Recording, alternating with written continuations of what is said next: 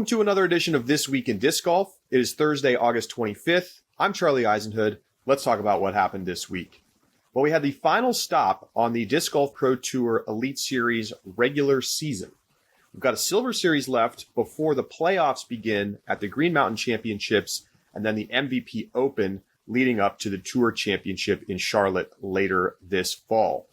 So let's dive right into what happened at the Des Moines Challenge. It's the largest payout for a three-round tournament in disc golf history, over $100,000, over $60,000 of added cash, and the action matched the payout.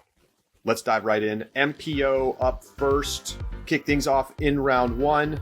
Lightning in the area actually ended up suspending competition during round one, and that meant some players had to play 2 total rounds on day 2 of action on Saturday. But nice stuff from Simon Lizotte early on, going to the high hyzer, and then finishing up his round on day 2 and cashing it in from the edge of the circle. He would be perfect inside the circle this weekend, 100% C1X putting.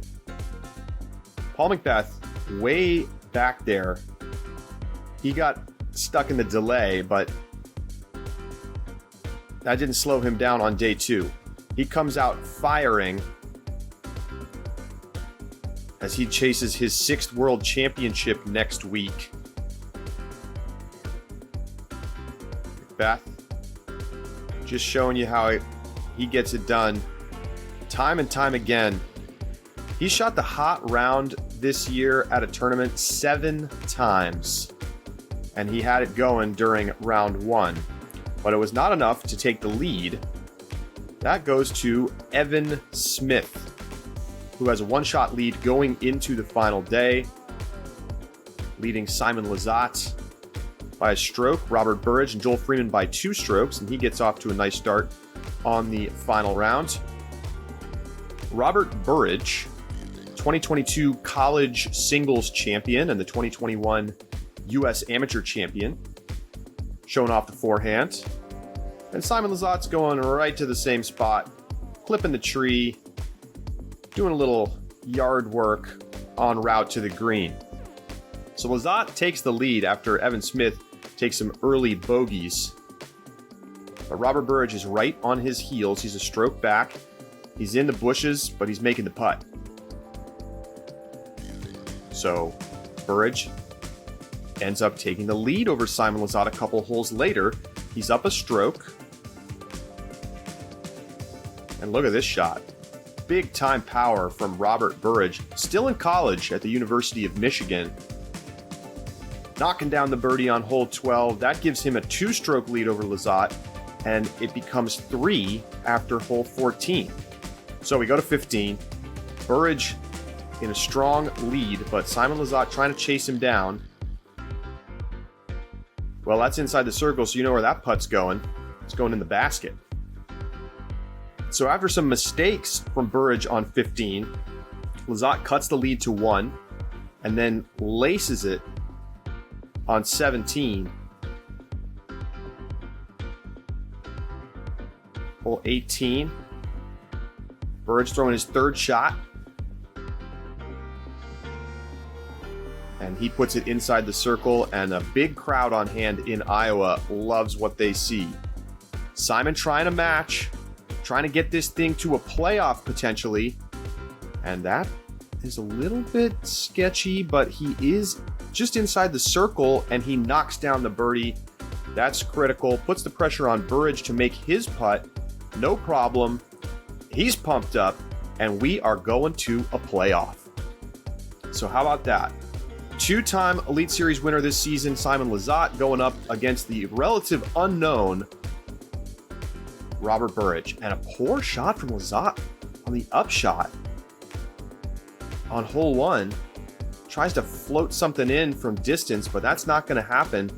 He's going to have a look for par. This for the win for Burridge? Not there. Misses it right. So we go to hole 2. Burridge to the low forehand. That'll work. Lizotte, we saw them perfectly play this hole in the final round, and now they're doing it again in the playoff. So they both take the birdie on 2. We go to hole 3. And Simon gets it through the treacherous group of trees on hole 3. Robert Burridge now facing the pressure. It's such a difficult gap to find.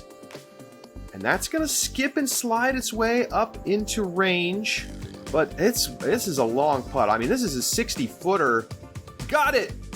Robert Burridge keeping himself alive with the huge putt from distance and throwing a little pressure Simon's way. And Simon puts it in. So we move to hole 4. What a playoff we've got going, folks. These guys are dialed. Robert Burridge sending it to the green. Looking great. And look at this. It skips off the stump. And it skips it way past. He's going to be about 60 feet. Wow. So, Simon, a big opportunity. He swings the hyzer out wide. And it's a little bit right. So he's just outside the circle. Burridge, with the tree in his way, just opts to lay up. He said in interviews that it was just too dangerous. The water was right there. And Simon, from just outside the circle, points to the crowd. He becomes the second player this season to reach 3 wins in MPO, matching Ricky Wysocki. What a victory for Simon Lizotte, who's had a real renaissance this year. And he takes down the Des Moines Challenge in a classic final round and playoff thriller. Let's hear from Simon after the win. Well, Robert was just playing so much better than us, like I said already. And then I missed the Mando, or something weird happened on 12? And then he was like up 3 or 4, and I was like, man, I guess it's just going to happen like that. But that took the pressure off of me, which meant I could just start playing, and that's when I play my best, is when I can not be under pressure and just freaking throw the disc. And yeah, he made that mistake on 15, and then I birdied out somehow out of nowhere. But that's golf. It's unexplainable sometimes. It just works. It just worked. I made like every putt this week too. It wasn't crazy. So Simon Lizotte gets the win at the Des Moines Challenge, and he will now turn his attention to the World Championships. He finished second at the Dynamic Discs Open in Emporia on the same courses that we'll see at Worlds. Can he run down Ricky, who won DDO this year, by a good number of strokes? Well, that's why we go and play the World Championships. Let's take a look at what happened over in FPO. No weather delays for the women's division. Kristin Tattar getting things going early. Couple birdies to open up her round. She's 2 for 2. We go to hole 3. Forehand. I mean, just absolutely perfect. You just can't really do it better than that. 3 for 3 for Tattar to start. She gets a great round going early. More excellence with the forehand. She's back in the U.S. She's playing through the injury. And it doesn't look at all like she's hurt. Another birdie on 17. We go to 18. And she knocks down another birdie. She takes a 6-stroke lead. It's the best round of the year in FPO. 1033 rated. And she's way out in front after round number 1.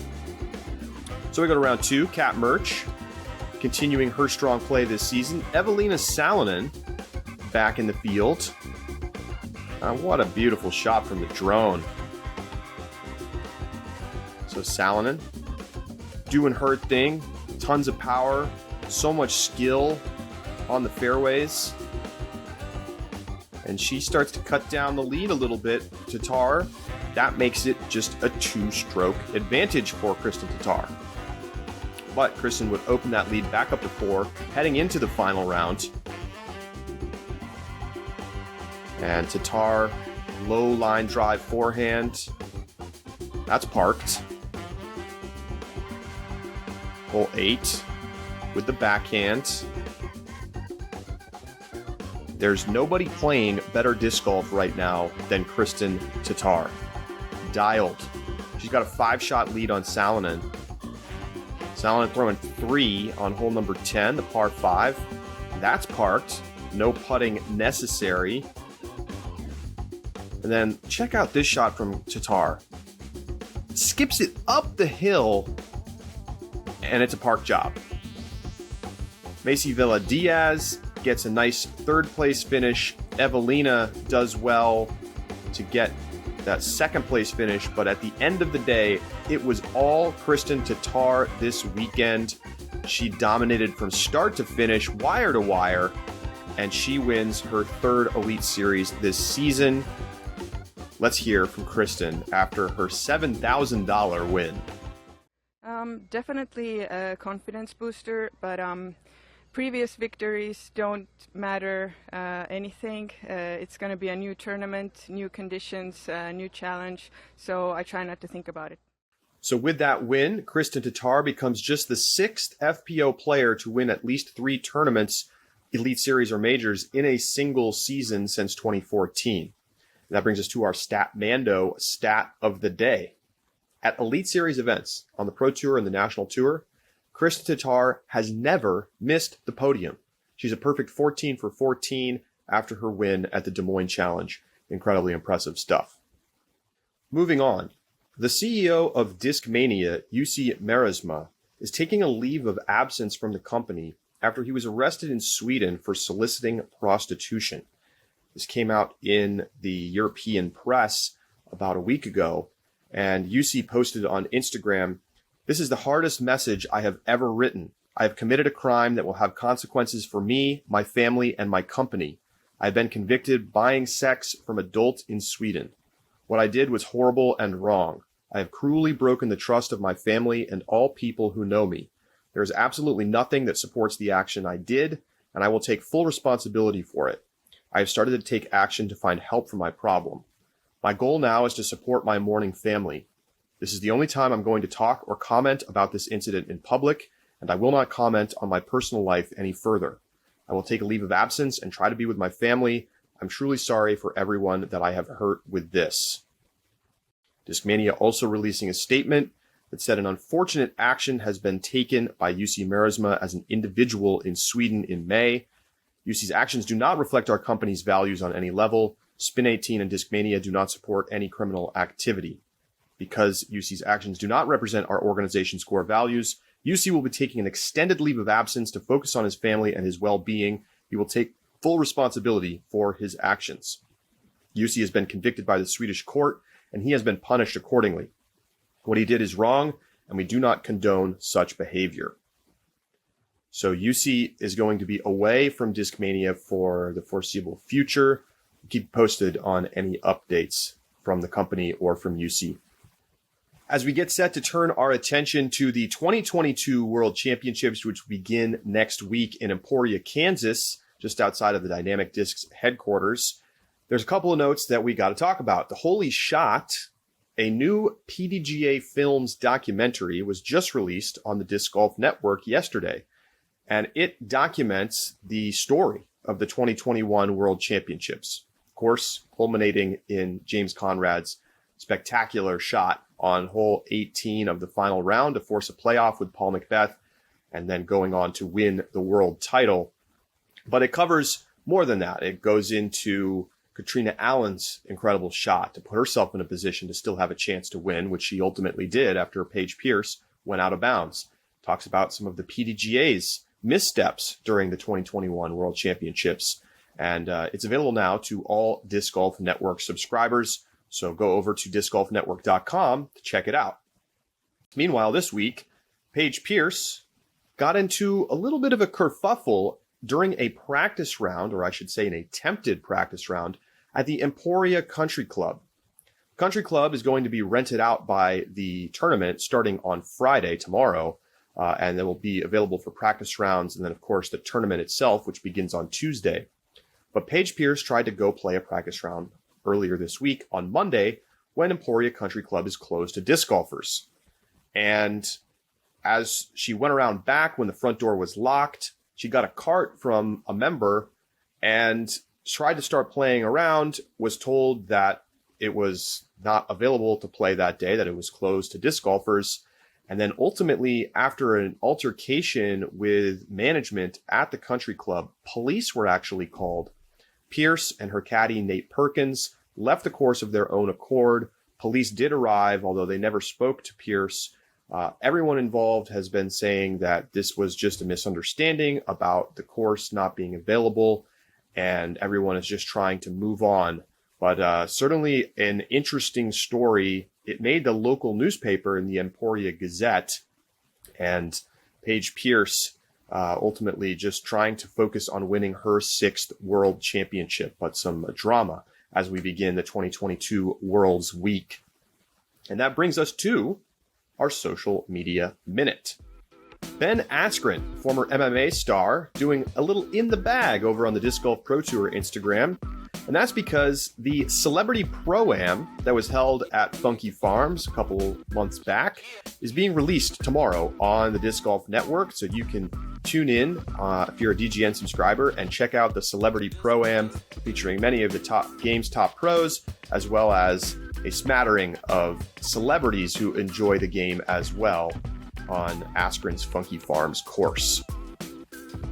And that brings us to the World Championships. It's coming up starting on Tuesday of next week, and 5 rounds being held at Jones Supreme as well as the Emporia Country Club. We're going to have live coverage available on the Disc Golf Network, the FPO playing in the morning, MPO playing in the afternoon, and 4 cards of post-produced coverage for both divisions. I mean, unprecedented levels of coverage for this year's World Championships. And we've got players chasing number 6. We've got so many young players coming up right now playing great disc golf. And although it's on the same courses that we saw back at the Dynamic Discs Open in April, the conditions are going to be completely different. This is the best time of year at Emporia. There may be a little bit of rain, but we should not see the kind of wind that really affected competition back at DDO. And we've seen some real highlights, particularly at the Country Club Island Hole 16. Valerie Jenkins sealing a championship here. Ricky Wysocki won his last World Championship here in Emporia. And we're going to get to see how it all unfolds next week. And so do not miss out. Become a subscriber. Final round will be live on the Disc Golf Pro Tour YouTube channel, so make sure you like and subscribe. And we'll be back with you next week to check in during the World Championships. Don't miss it.